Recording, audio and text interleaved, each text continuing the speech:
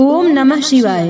प्रिय भक्तजनों, आज मैं आपको भगवान शिव जी की एक कथा का श्रवण करा रही हूँ, जिसके माध्यम से आप जानेंगे कि आप भगवान शिव को कैसे प्रसन्न कर सकते हैं। अगर आप यह प्रेरणादायक कथा सुन रहे हैं तो पूरा सुने, इसे आधा अधूरा छोड़कर जाने की गलती ना करें। इस पवित्र कथा के माध्यम से आप भगवान शिव से नई सीख प्राप्त करेंगे, इसलिए इस पवित्र कथा को पूर्ण भाव और निष्ठा के साथ सुने और भगवान शिव का आशीर्वाद प्राप्त करें। तो चलिए कथा को प्रारंभ करते हैं। माता पार्वती कहती हैं, आज की कथा भावनाओं से भरे भोलेनाथ की है।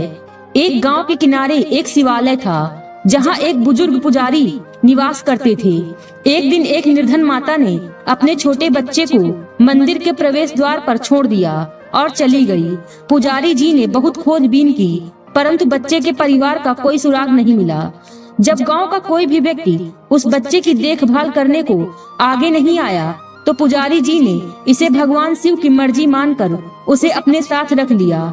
उन्होंने बच्चे का नाम शिवाय रखा। गांव के भक्तों की भेंट से जो कुछ भी मिलता, उसी से पुजारी और बालक शिवाय का निर्वाह होता। अगर कभी सामग्री कम पड़ जाती तो पुजारी जी भगवान को नैवेद्य चढ़ाकर शेष बचे हुए को शिवाय को दे देते और खुद गंगा जल पीकर संतोष कर लेते। समय के साथ शिवाय धीरे धीरे बड़ा होने लगा। अब वह लड़का शिवाय पुजारी जी के कार्यों में मदद करने लगा था।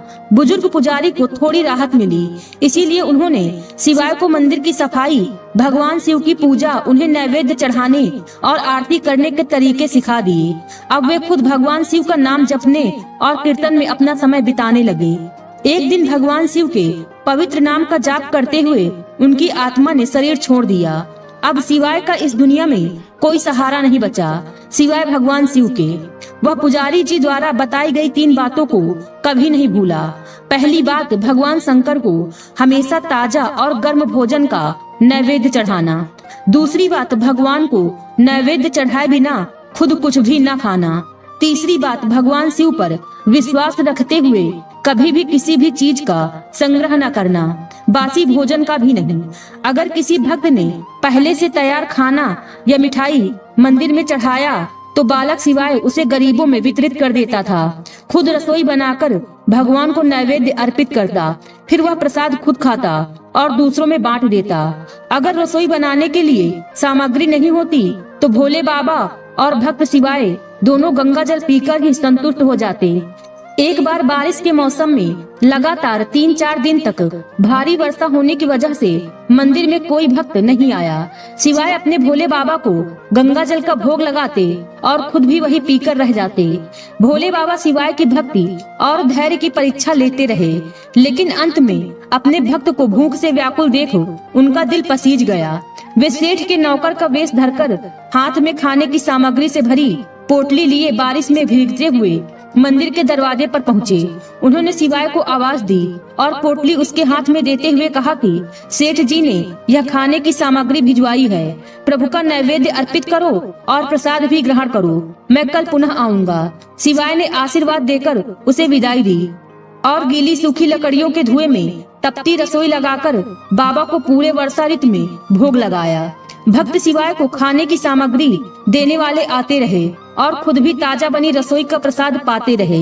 एक दिन शिवाय ने सोचा, सेठ जी को खाने की सामग्री भेजे 4 महीने हो गए हैं, पर वे स्वयं मंदिर में भोले बाबा का प्रसाद लेने नहीं आए। अगले दिन जब भोले बाबा नौकर के वेश में खाने की सामग्री लेकर आए तो शिवाय ने उनसे कहा, भाई तुम्हारे सेठ जी कितने धार्मिक हैं। सेठ जी मंदिर में प्रसाद लेने नहीं आए, इससे मेरा मन बहुत दुखी है। अपने सेठ जी से कहना कि कल वे मंदिर में प्रसाद लेने जरूर आए। भक्त की बात सुनकर नौकर बने भोले बाबा हैरान होकर घबरा गए और बोले, पुजारी जी, सेठ जी मेरे द्वारा आपको खाने की सामग्री भेजते हैं, आप इसे भगवान को अर्पित करके खुद भी प्रसाद प्राप्त कर लेते हैं, तो सेठ जी को बुलाने की क्या आवश्यकता है। जो व्यवस्था चल रही है उसे यूं ही क्यों नहीं चलने देते। शिवाय ने कहा, ऐसे कैसे चलने दूं? जब सेठ जी इतने समय से अन्न भेज रहे हैं तो क्या मैं उन्हें भगवान का प्रसाद देने का अपना धर्म नहीं निभाऊं? मैं किसी का उधार नहीं खाता। उन्हें बता दो कि अगर वे कल भोले बाबा का प्रसाद लेने नहीं आए तो मैं उनकी भोजन सामग्री लेना बंद कर दूंगा। भक्त की इस दृढ़ता को देखकर भोले बाबा जो नौकर बने हुए थे कांप उठे और मन ही मन हंसे कि आज तो लेने वाला ही देने वाले को उलाहना दे रहा है। पर भक्त के निष्कपट हृदय को देखकर भोले बाबा ने कहा, ठीक है पुजारी जी, कल सेठ जी जरूर प्रसाद लेने आएंगे। अगले दिन सुबह सुबह ही भोले बाबा नौकर के रूप में दूध और अन्य भोजन सामग्री लेकर मंदिर पहुंच गए। शिवाय ने हैरानी से पूछा, भाई आज इतनी सारी खाने की चीजें क्यों ले आए हो? नौकर बने भोले बाबा ने भोलेपन से कहा, अरे बाबा, क्या आप भूल गए? आज तो आपने सेठ जी को प्रसाद लेने के लिए बुलाया है। आप खाना बनाइए और भोलेनाथ को भोग लगाइए, और हाँ, सेठ जी को भी बता दीजिए कि कब आना है। शिवाय ने खुशी खुशी सेठ जी के आने का समय बता दिया और भक्त शिवाय की इच्छा पूरी करने के लिए भोलेनाथ ने सेठ का रूप धारण कर लिया। उधर जब पार्वती जी को पता चला कि उनके प्रिय भक्त के घर दावत है, तो वह भी पीछे कैसे रहती। उन्होंने अपने पति की आज्ञा लेकर सेठानी का रूप धारण करने की तैयारी कर ली। भोलेनाथ ने अपने गले से मुंडों की माला उतार दी, शरीर पर लगी भस्म और बाहों व कानों में पहने सांप के हार भी उतार दिए। उन्होंने मखमली कुर्ता पहना, जटाओं को संवारा और उनमें गंगा और चंद्रमा को सजा दिया। एक खूबसूरत रंगीन पगड़ी भी बांध ली। शिव जी ने अपना त्रिशूल और डमरू नंदी को सौंप दिए।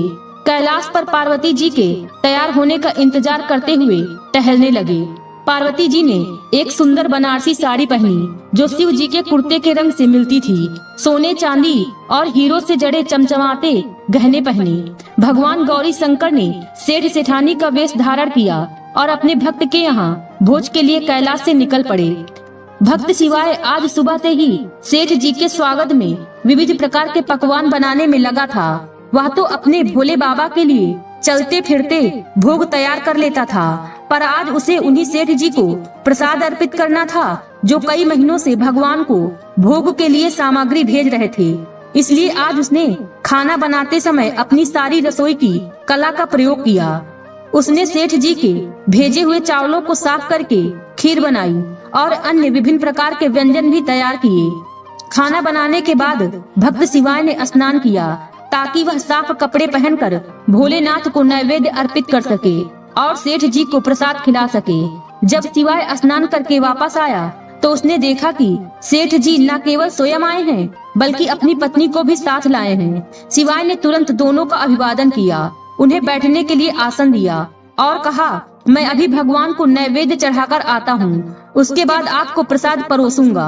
भूख से व्याकुल सेठ जी जो भोलेनाथ के रूप में थे कहा, पुजारी जी कृपया जल्दी से भगवान को नैवेद्य चढ़ाइए, मुझे भूख सहन नहीं हो रही है। शिवाय ने उत्तर दिया, सेठ जी मुझे भी बहुत भूख लगी है, लेकिन मैं अपनी भूख के कारण भगवान को नैवेद्य चढ़ाना नहीं भूलता। अगर सभी लोग अपनी भूख के लिए भगवान को नैवेद्य चढ़ाना भूल जाएं, तो भगवान भूखे ही रह जाएंगे। सेठ जी जो भोलेनाथ के रूप में थे उन्होंने पत्तल उठाते हुए कहा, पुजारी जी आप नैवेद्य चढ़ाइए, मैं यहाँ पत्तल सजा लेता हूँ, मैं इतना भूखा हूँ कि रहा नहीं जा रहा है। भक्त शिवाय सेठ जी रूपी भोले बाबा को फटकारते हुए कहा, सेठ जी भगवान के काम में ना तो जल्दी होती है और ना ही कंजूसी। मैं जब तक भगवान को भोग नहीं चढ़ा देता तब तक आप रसोई के आसपास भी नहीं आ सकते। यहाँ बैठिए और ओम नमः शिवाय का जाप करते रहिए, मैं अभी आता हूँ और आपको पेट भर खाना खिलाऊंगा। सेठ जी जो शिव जी थे डांट सुनकर चुपचाप अपनी जगह पर बैठ गए और सेठानी जो पार्वती बनी थी उनकी यह हालत देखकर मुश्किल से अपनी हंसी रोक पाई।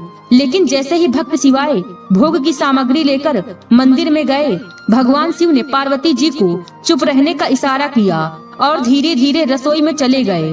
वहाँ उन्होंने एक एक करके सभी व्यंजनों को चखना शुरू किया। भोले बाबा तो प्रसाद देखकर दंग रह गए, क्योंकि खीर में चीनी की जगह नमक भरा हुआ था, सब्जियों में नमक की जगह मिर्ची भरी हुई थी। जैसे ही भोले बाबा ने रोटी का एक टुकड़ा तोड़ा और मुंह में डाला, वे चीखने लगे, क्योंकि रोटी में ढेर सारी मिर्च थी। चीखते हुए वे वापस भागे और अपनी जगह पर जा बैठे। माँ पार्वती अपने स्वामी की यह स्थिति देखकर हंसी नहीं रोक पाई। इससे पहले कि शिवजी माँ पार्वती के सामने कोई स्पष्टीकरण दे पाते, भक्त शिवाय ओम नमः शिवाय का जाप करते हुए आ गया और रसोई में प्रसाद को पवित्र कर दिया। फिर सेठ जी के सामने पत्तल परोसने के बाद हाथ जोड़कर बोला, सेठ जी कृपया प्रसाद ग्रहण कीजिए।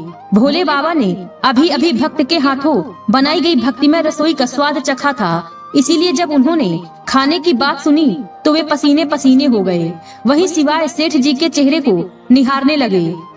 सिवाय सेठ जी के असमंजस को सहन नहीं कर पाया और बोला, सेठ जी अब क्या हो गया है आपको? अभी तो आप बहुत जल्दी में थे, अब आप खाना क्यों नहीं खा रहे हैं? जब आप खाएंगे तभी तो माता जी भी प्रसाद लेंगी और फिर मुझे भी प्रसाद मिलेगा। सिवाय की चुनौती सुनकर भोले बाबा ने चुपचाप खीर का कटोरा उठाया और सारी नमकीन खीर एक ही सांस में पी गए। कटोरा खाली होते ही सिवाय ने उसे फिर से भर दिया। अपने प्रिय भक्त के हाथों से परोसे गए भोग का भगवान को आज दोगुना आनंद आ रहा था। सिवाय खीर परोसते गए और भोले बाबा पीते गए। माता पार्वती भक्त और भगवान के प्रेम को देख मंत्रमुग्ध हो गई। जब सारी खीर समाप्त हो गई तो भगवान ने एक जोरदार डकार ली। सिवाय को होश आया और वह बोला, वाह सेठ जी वाह, मैं तो बावला था जो इतनी कम खीर बनाई। अगर मुझे पता होता कि आपको प्रसाद खाने का इतना शौक है तो मैं और भी ज्यादा बनाता। भोलेनाथ अपना पेट सहलाते हुए सेठानी रूपी माँ पार्वती की ओर मुस्कुराते हुए कहते हैं, पुजारी जी मैं तो रोज इतना नहीं खाता, पर आज का प्रसाद इतना स्वादिष्ट था कि मैं खुद को रोक नहीं पाया और बस खाता ही गया। लेकिन तभी सिवाय थोड़ा उदास होकर कहता है, सेठ जी आपने तो ठीक किया, पर सेठानी जी तो भूखी ही रह गई। सिवाय का प्रेम देख पार्वती माँ का दिल भर आया। उन्होंने बची हुई खीर की कुछ बूंदें खा ली। भोलेनाथ के भोग लगाने से प्रसाद में एक दिव्य स्वाद आ गया था। वह सुगंधित और मीठी खीर खाकर माँ पार्वती पूर्णतः संतुष्ट हो गई और जैसे ही माँ पार्वती संतुष्ट हुई, सृष्टि के सभी प्राणियों को भी तृप्ति मिल गई। भक्त सिवाय ने कहा, सेठ जी आपने और माता जी ने प्रसाद ग्रहण कर लिया है, इससे मुझे बहुत खुशी हुई है। मानो कि जब आप दोनों ने प्रसाद खाया तो मुझे भी लगा कि मेरा पेट भर गया है। फिर भी मैं एक दाना तो खा ही लेता हूँ ताकि भोलेनाथ के प्रसाद की अवहेलना न हो। यह कहते हुए सिवाय ने खीर के कटोरे से एक चावल का दाना उठाया और मुंह में डालते ही उसे ऐसा लगा कि उसकी सभी पुरानी भूख और प्यास दूर हो गई। उसकी सारी इच्छाएं पूरी हो गई और उसकी ज्ञान दृष्टि खुल गई। फिर उसने देखा कि सामने त्रिलोकीनाथ भगवान शंकर और जगत जननी माँ पार्वती आशीर्वाद देते हुए मुस्कुरा रहे हैं। सिवाय भागकर उनके चरणों में गिर पड़ा और कहा, प्रभु आज मैं आपके दर्शन पाकर धन्य हो गया। इतना कहकर माता पार्वती इस कथा को समाप्त करती हैं। आज की वीडियो में बस इतना ही। उम्मीद है वीडियो पसंद आई होगी। इस वीडियो में बोलते समय कोई त्रुटि हुई हो तो क्षमा करें। वीडियो पसंद आई हो तो वीडियो को लाइक और शेयर करें और चैनल को सब्सक्राइब कर दें और कमेंट बॉक्स में हर हर महादेव लिखना बिल्कुल न भूलें। मिलते हैं अगले वीडियो में। खुश रहिए और खुशियाँ बांटते रहिए। हर हर महादेव।